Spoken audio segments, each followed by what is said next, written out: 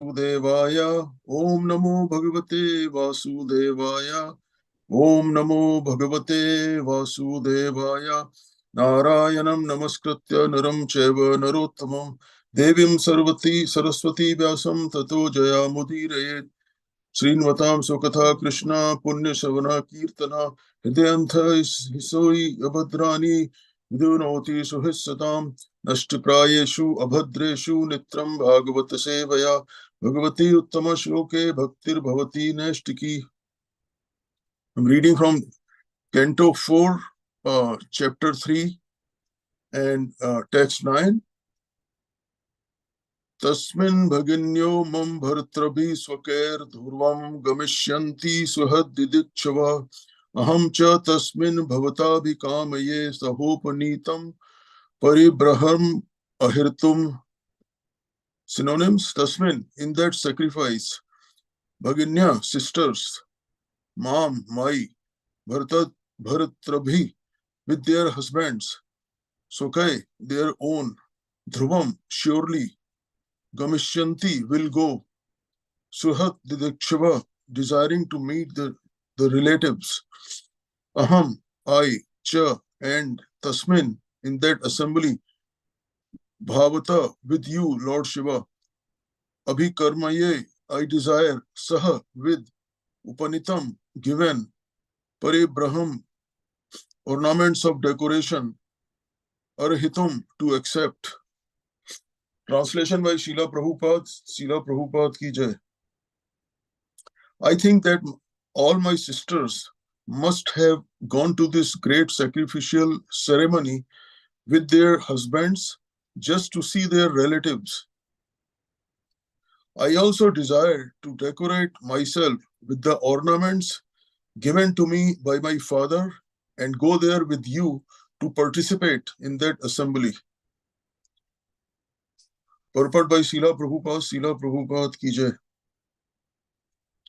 It is woman's nature to want to decorate herself with ornaments and nice dresses and accompany her husband to social functions, meet friends and relatives, and enjoy life in that way. This propensity is not unusual. For woman is the basic principle of material enjoyment. Therefore, in Sanskrit, the word for woman is stri, which means one who expands the field of material enjoyment. In the material world, there is an attraction between woman and man. This is the arrangement of conditioned life. A woman attracts a man, and in that way, the scope of material activities involving house, wealth, children, and friendship increases. And thus, instead of decreasing one's material demands, one becomes entangled in material enjoyment. Lord Shiva, however, is different. Therefore, his name is Shiva. He is not at all attracted by material enjoyment. Although his wife Sati was the daughter of a very great leader and was given to him by the request of Brahma, Lord Shiva was reluctant, but Sati, as a woman, the daughter of a king, wanted enjoyment. She wanted to go to her father's house, just as her other sisters might have done, and meet them and enjoy social life there. Here, she specifically indicated that she would decorate herself with the ornaments given by her father. She did not say that she would decorate herself with the ornaments given by her husband, because her husband was careless about all such matters. He did not know how to decorate his wife and take part in social life, because he was always in ecstasy with thoughts of the Supreme Personality of Godhead. According to the Vedic system, a daughter is given a sufficient dowry at the time of her marriage, and therefore Sati was also given a dowry by her father, and ornaments were included. It is also the custom that the husband gives some ornaments, but here it is particularly mentioned that her husband, being materially almost nothing, could not do so. Therefore, she wanted to decorate herself with the ornaments given by her father. It was fortunate for Sati that Lord Shiva did not take the ornaments from his wife and spend them for ganja, because those who imitate Lord Shiva in smoking ganja exploit everything from household affairs. They take all of their wives' property and spend on smoking, intoxication, and similar other activities. Namaum Vishnu Padaya Krishna Prastaya Bhutale Srimate Bhakti Vedanta Swami iti namine Namaste Saraswati Deve Gauravani Pracharine Nirvishesha Shunyavadi Paschadde Sitarne Jai Shri Krishna Chaitanya Prabhu Nityananda Shri Advaita Gadadhara Shivasadi Gaur Bhaktivinda Hare Krishna Krishna Krishna Hare Hare Hare Ram Ram Hare Hare.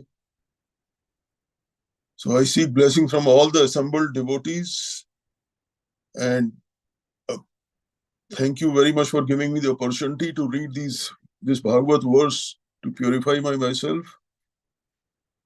Please excuse me and pardon me for any shortcomings that I may have in my summary.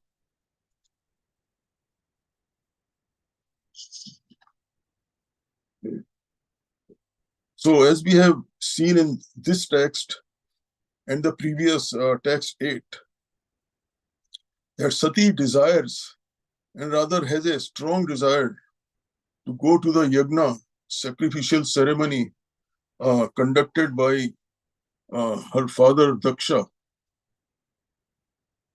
Sati submitted her desire to Lord Shiva in a very polite way. That is, she did not say that she wants to go to the ceremony. Rather, she says that if you desire to go, I will accompany you. This is a very polite way of expressing her desire. Sati knows that there is tension between her father and Lord Shiva, but she is very careful about not to mention that in her communication with Shiva.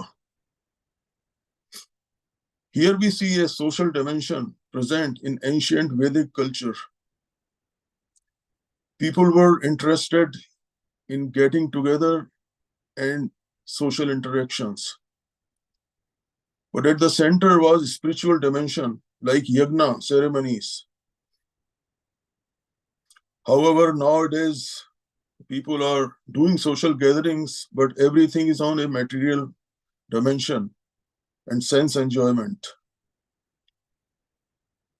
Prajapati Daksha deliberately did not invite Lord Shiva in the yagna just to make Lord Shiva feel insulted.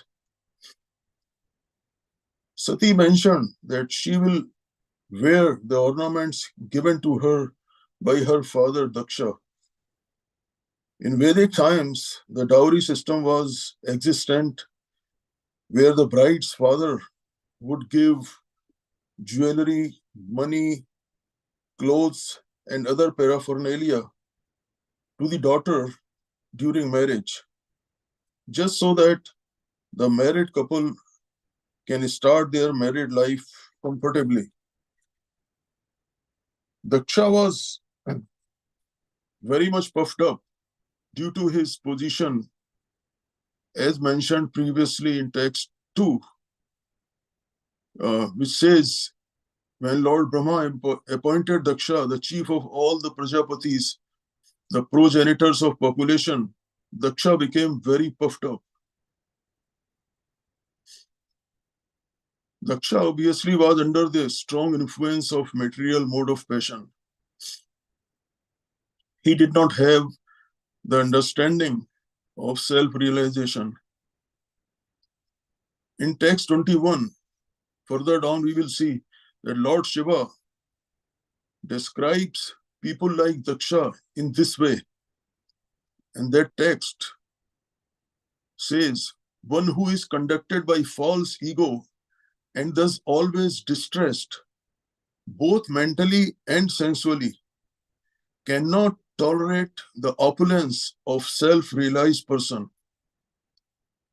Being unable to rise to the standard of self-realization, he envies such persons as much as demons envy the Supreme Personality of Godhead. That's a pretty strong statement by Lord Shiva about Daksha. Daksha did not approve Sati's devotion to Lord Shiva, as he considered Lord Shiva to be a hermit and an outsider, not complying with the norms of the society. After the conversations between Sati and Shiva, Lord Shiva suggested Sati not to go to Yagna ceremony conducted by Daksha. Shiva told her that she will be insulted there due to the fact that she is married to me, Shiva.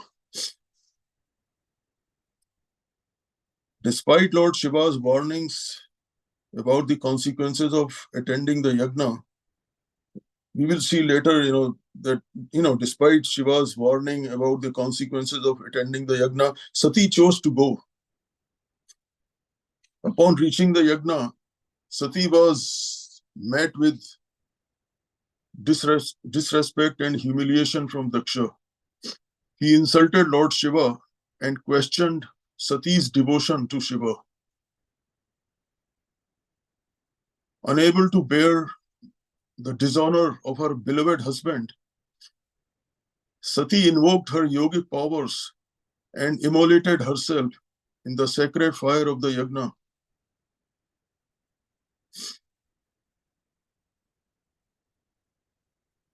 Her sacrifice was not only an act of immense love for Lord Shiva, but also a demonstration of her devotion and her unwillingness to live without him. So the story of Lord Shiva, Daksha, and Sati emphasizes the value of true devotion, the consequences of ego and pride, and the transformative power of love. The story symbolizes the eternal bond between Lord Shiva and Parvati and the union of divine energies that sustain the universe. It also serves as a reminder of the importance of respecting and recognizing the essence of divinity in all beings.